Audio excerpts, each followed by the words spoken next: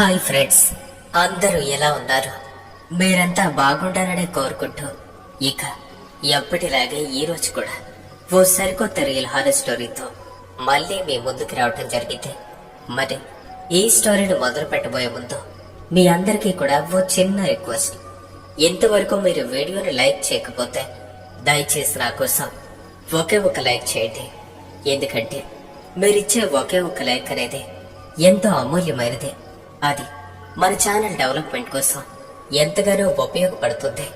అలాగే స్టోరీ మొత్తం విన్న తర్వాతైనా సరే మీరు ఈ వీడియోని లైక్ చేస్తారని ఆశిస్తూ ఇక లేట్ చేయకుండా వెళ్ళిపోదాం ఇవాల్టి మన దెయ్యాల ప్రపంచంలోనికి. మాది ఉత్తరాంధ్ర. నా పేరు దానయ్య. అయితే మీ ఉండేది రామనిగూడ అనే మారుమూల పల్లెటూరులో. ఇప్పుడు నా వయసు 72 ఏళ్ళు. నేను దాదాపుగా 26 ఏళ్ల వయసులో ఉండగా నా జీవితంలో జరిగినటువంటి ఓ యథార్థ సంఘటన ఇది. నేను పశువుల మేతకు తోలుకుని వెళ్లి సుమారుగా అరగంట కూడా గడవకుండానే మా అన్నయ్య వాళ్ళ కూతురు రేణుక ఆయాసంతో నా దగ్గరకు పరిగెత్తుకొచ్చి, చిన్నాన్న, తాతయ్య చనిపోయారంట అని ఏడుస్తూ చెప్పింది. తానలా చెప్పేసరికి నాకు నమ్మబుద్ధి కాలేదు. అయితే నేనూరికి దగ్గరగా ఓ చెరువులో పశువులు వేపుతూ ఉండటంతో ఒక్కసారిగా ఉవ్వెత్తున రోదనలు నాకు వినిపించాయి. నాకు అర్థమైంది, రేణుక చెప్పింది నిజమే. అది నాతో పాటు పశువుల మేతకు తోలుకొచ్చినటువంటి రంగయ్య మామకు పశువుల్ని అప్పచెప్పేసి వెంటనే పరిగెత్తుకుంటూ మా ఇంటికి చేరుకున్నాను. ఇక వచ్చి చూస్తే అప్పటికే మా ఊళ్ళో జనమంతా కూడా ఇంటి చుట్టూ గుమ్ముగూడు ఉండగా అమ్మ, అక్క మరియు 2 చెల్లెళ్ళు బోరుని ఏడుస్తున్నారు. అన్నయ్యకి అప్పటికి బాగా జ్వరంగా ఉండటంతో ఇంకా మంచంపై నుండి లేవలేక అక్కడే తల బాదుకుంటూ విలిపిస్తూ ఉన్నాడు. అంతవరకు మాతో కలిసిమెలిసి ఉన్న నా కన్న తండ్రి కదలడి శిల్పల్లా విగత జీవిగా క్రింద పడుకునున్నారు. నన్ను చూస్తున్న మా అమ్మ నన్ను పిలిచి, దానయ్య, మీ నాన్న ఎప్పుడూ నిద్రపోనంతగా ఇప్పుడు నిద్రపోతున్నాడు. నేనంత లేపినా లేవటం లేదు. కనీసం నువ్వైనా లేపరా అంటూ పక్కనే కూర్చుని ఉన్న నా ఒడిలో తలపెట్టి గుండెలు బాదుకుంటా, నేనెప్పుడు మీ నాన్నతో గొడవ పడలేదు. మీ నాన్న అంటే నాకు ప్రాణం. అది నీకు కూడా తెలుసు. మరెందుకు నాతో మాట్లాడట్లేదు? ఏమో, ఒకవేళ నాపై అలకపోని నిద్ర లేవటం లేదు. నువ్వన్నా ఇష్టమే కదా, వచ్చి లేపరా అంటూ నా 2 చేతులు పట్టుకుని కింద సేద తీరుతున్నటువంటి మా నాన్న శరీరంపై వేసింది. అమ్మ ఏడుస్తూ దుఃఖంతో కుమిలిపోతూ తన వేదన నుండి బయటకు తన్నుకొస్తున్నటువంటి ఆమె ఒక్కొక్క మాట నాలో మరింత బాధను కలిగిస్తూ అమ్మను పట్టుకుని గట్టిగా ఏడ్చేశా. ఇంతలో కొందరు పెద్దలు నా దగ్గరికి చేరుకుని, మనం ఎంత ఏడ్చినా సరే చనిపోయిన వారు తిరిగి లేవరు కదా, పైగా మీ అన్నయ్య చూస్తే లేవలేని స్థితిలో ఉన్నాడు. కనీసం తలకొరు పెట్టడానికి కూడా తనకు వీలు కాదేమో. ఇలాంటి సమయంలో నీ వాళ్ళకి నువ్వే ధైర్యం చెప్పాలి. అంతేకాని నువ్వే ఏడిస్తే ఇక వాళ్ళంతా ఏమవ్వాలి? ఇప్పుడు సమయం ఉదయం 10 గంటలు దాటుతుంది. తొందరగా మీ బంధువులందరికీ కబురు పంపించు. పోనీ రేపటి వరకు ఉంచుదా అంటే నీ ఇష్టం అని చెప్పేసరికి ఆ కాలంలో ఊరిలో శవం ఉన్నంత వరకు ఎవరూ కనీసం మంచినీళ్ళు కూడా తీసుకునేవారు కాదు. మరి నా తండ్రి కోసం ఊరి జనమందరినీ ఆకలి దప్పులతో ఉంచడం ఎందుకు అని ఆలోచించి నా స్నేహితులందరినీ చెరో దిక్కుకు పంపి నాన్న మరణించిన మరణ వార్త అందరికీ తెలియజేశాను.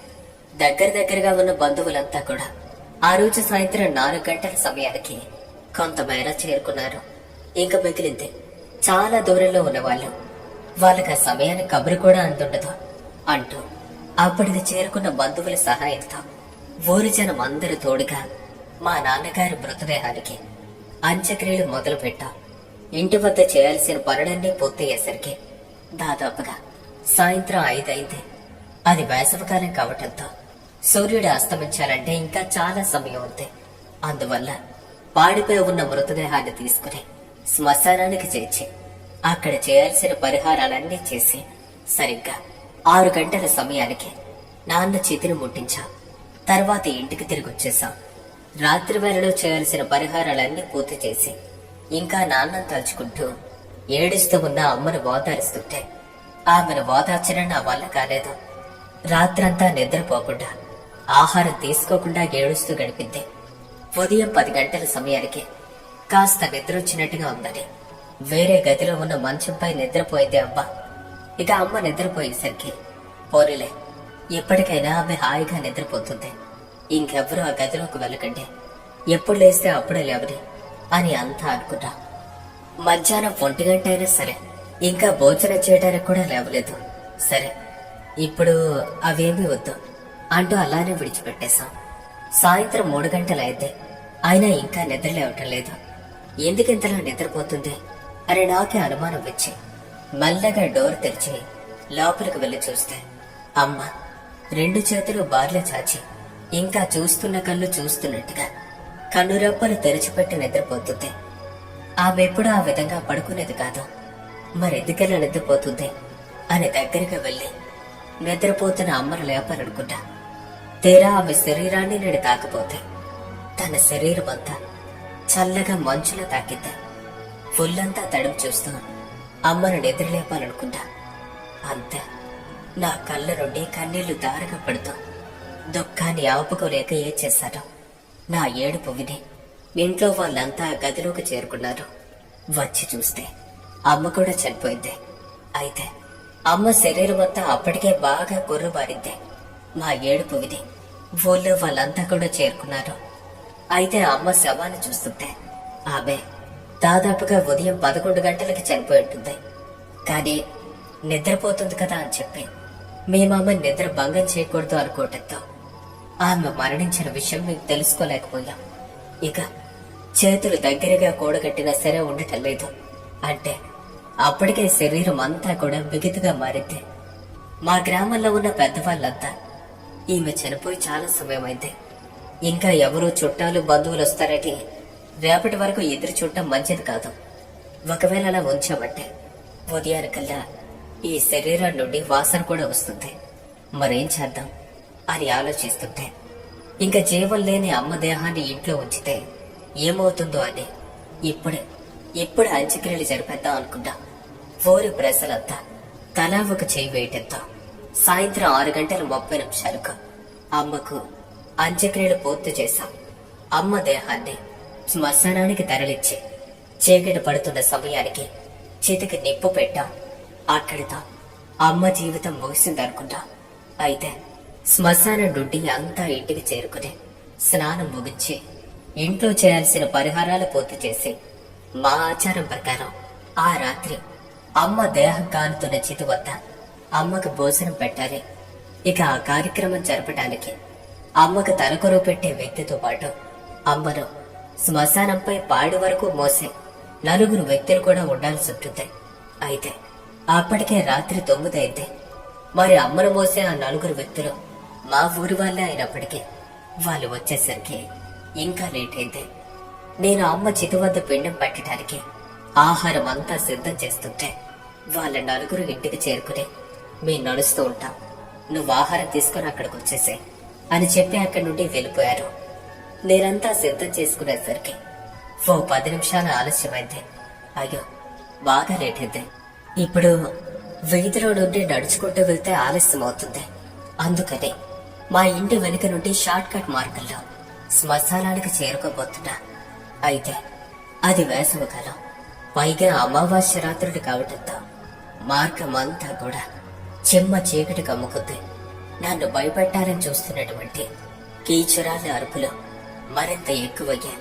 అయ్యా, చాలా ఆలస్యమైంది, నా కోసం ఎదురు చూస్తుంటారు అని మరింత వేగంగా నడిచిపోతుంటే ఎన్నో తరాలడుండే ఎంతో మందిని తనలో శాశ్వతంగా కలుపుకున్నటువంటి ఆ రుద్రభూమి ఇంకా ఆకలి తీరటం లేదు అన్నట్టుగా వీర విహారం చేస్తుంటే చెట్లపై గుడ్ల గూపలంటే చీకటి రాత్రిలో ఆ చెట్ల కొమ్మలపై నుంచి నన్ను చూస్తూ ఎర్రని నిప్పు కనకరివలే వాటి కనుగుడ్లు తిప్పుతూ శ్మశానంలో సేద తీరుతున్న ఆత్మలవలే మూలుగుతున్నాయి.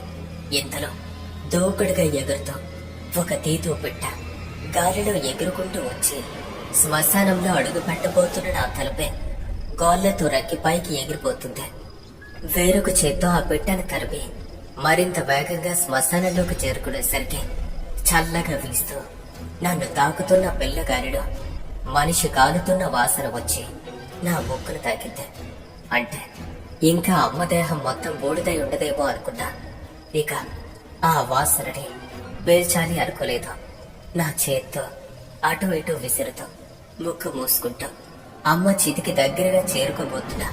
సుమారుగా 50 మీటర్ల దూరం మిగిలి ఉంది ఆ ప్రాంతానికి. నాకు అక్కడక్కడ పొదలు ఉండటంతో చిత నుండి ఎగిసి పడుతున్న మంటలు కనిపిస్తున్నాయి. కానీ చితి మాత్రం కంటపడలేదు. అప్పటికే ఒక వ్యక్తి చితి వద్ద నుండి దగ్గుతున్నట్టుగా నా చెవున పడింది. అంటే వీళ్ళు ఇక్కడికి చేరుకున్నారనమాట. బాగా ఆలస్యమైంది. ఏమంటారో ఏమో అని గాబరాగా అడుగులు వేస్తూ మరింత దగ్గరకు వెళ్తుంటే తెల్లని వస్త్రం నడుముకు కట్టుకుని ఓ వ్యక్తి చేతిలో ఓ పెద్ద కర్రను పట్టుకుని క్రిందకి జారపడుతున్న ఓ కర్రను ఆ చితిలోకి ఓడుస్తున్న దృశ్యం నా కంటపడింది. అంతే, చీకటిగా ఉండటంతో ఆ చితి సరిగ్గా పేర్చుకోలేకపోయా. బాగా మండేసరికి చితి చెదిరిపోవటంతో చెదిరినటువంటి ఆ దొంగలు తాను చితిలోకి నెడుతున్నాడనుకున్నా.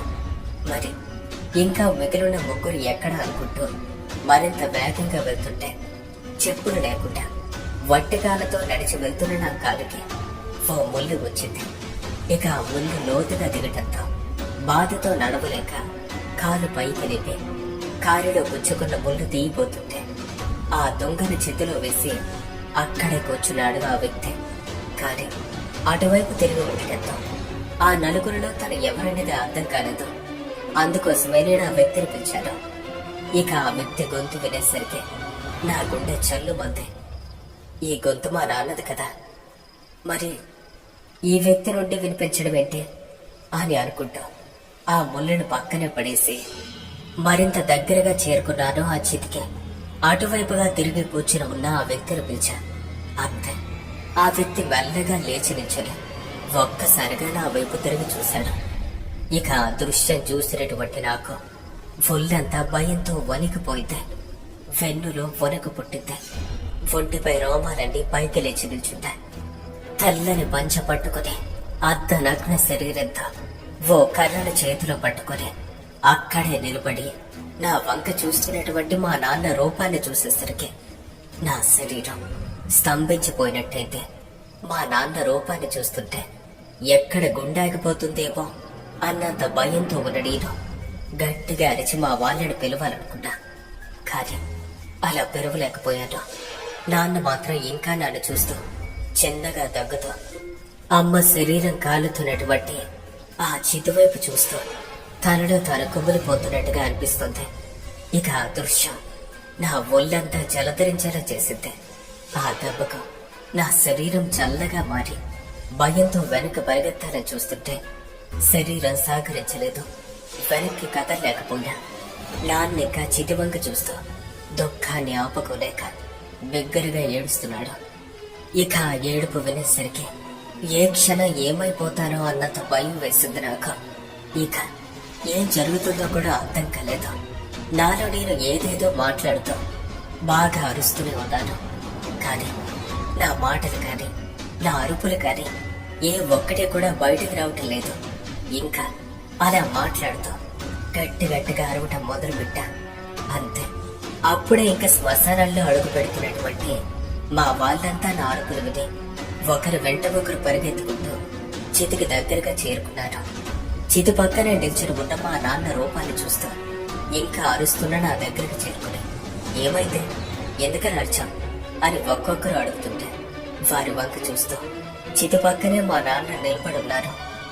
అలా చూడండి, మా నాన్న అక్కడే నిలబడి ఉన్నాడు, ఏడుస్తున్నాడు అని ఏదేదో మాట్లాడుతుంటే నీ బొంద ఎందుకలా భయపెడుతున్నావు? అయినా మీ నాన్న నిన్నే చనిపోయారు కదా, ఇప్పుడు కనిపించడం ఏంటి అని మా మామయ్య చెప్పేసరికి ఇంకా భయపడుతూ ఉన్నాడు. అలా చూడండి, అక్కడే ఉన్నాడు అంటూ నెమ్మదిగా నా చెయ్యి అటువైపు చూపిస్తూ అంతవరకు నాన్న నిల్చుని ఉన్న ప్రదేశం వైపు చూశా. ఇప్పుడు అక్కడ ఎవ్వరూ కనిపించలేదు. అంతే, నా ఒళ్ళంతా చల్లబడింది. అంతవరకు నా కళ్ళెదురుగా నిలబడి ఉన్న నాన్న కనిపించకపోయేసరికి ఇంకా నాన్న రూపం కోసం నా కళ్ళు చుట్టూ చూసి వెతుకుతున్నాయి. నా బెత్తర చూపులు గమనించిన మామయ్య, రే నీకేమైనా పిచ్చి పట్టిందా? ఇంకా మీ నాన్న కనిపించడం ఏంటి? చనిపోయిన వాడు మళ్ళీ నీకోసం వచ్చాడా అంటూ నన్ను కసురుకుని ఇంకా ఆ భయం ఉన్నప్పటికీ వారంతా నా పక్కనే ఉండటంతో గుండెల్లో భయాన్ని దాచుకుని నా పని పూర్తి చేశా. అయితే మాలో ఉన్న ఒక వ్యక్తి అటువైపు తిరిగి చితివంక చూడగా అక్కడ అమ్మ దేహం నుండి జారిపడిన ఓ చెయ్యి కనిపించింది. వెంటనే ఆ వ్యక్తి ఆ చేతిని చితిలోకి తోసిపడేశాడు. అప్పుడు నాకు అర్థమైంది, అదే చెయ్యి నాన్న కర్రతో చితిలో వేస్తున్న దృశ్యం కూడా నా కంటపడిందని. కానీ ఆ విషయం గురించి అక్కడ మాట్లాడితే మళ్ళీ నన్ను తిడతారేమో అన్న ఉద్దేశంతో నోరు మూసుకున్నాను. ఇక అక్కడే పరిహారాలన్నీ పూర్తి చేసి వారందరితో పాటు ఇంటికి చేరుకున్నాను. అయితే అదంతా నా భ్రమ ఉంటుందేమో అనుకున్నాను. కానీ అదే రాత్రి నేను నిద్రపోతున్న సమయంలో మళ్ళీ నాన్న నాకు కలను కనిపించి శ్మశానంలో చితి దగ్గర కనిపించింది నేనే. మీ అమ్మని చూడాలన్న ఆశతో అక్కడికి రావటం, ఇంతలో నీ కంటపడటం, తర్వాత వాళ్ళంతా వచ్చేసరికి వెంటనే నేను అక్కడి నుండి వెళ్ళిపోవటం జరిగింది. నువ్వేం భయపడకు, కానీ నువ్వు ఏం చెప్పినా సరే వారు నమ్మరు కదా. నిజంగా నిజంగా నేనే నీకు కనిపించాను అంటూ కలలో నాతో మాట్లాడుతూ సరిగ్గా నేను నిద్ర నుండి మేల్కొనే సమయానికి మళ్ళీ మాయమైపోయారు. ఇది నా జీవితంలో జరిగినటువంటి ఓ యథార్థ సంఘటన అంటూ దానయ్య గారు మనతో పాటు షేర్ చేసుకున్నారు. ఇక అదే విషయాన్ని ఈ రోజు నేను మీ ముందుకు తీసుకొచ్చా. మరి ఇలాంటి మరిన్ని రియల్ హారర్ స్టోరీస్ కోసం ఇప్పుడే మన ఛానల్లో సబ్స్క్రైబ్ చేసుకోండి.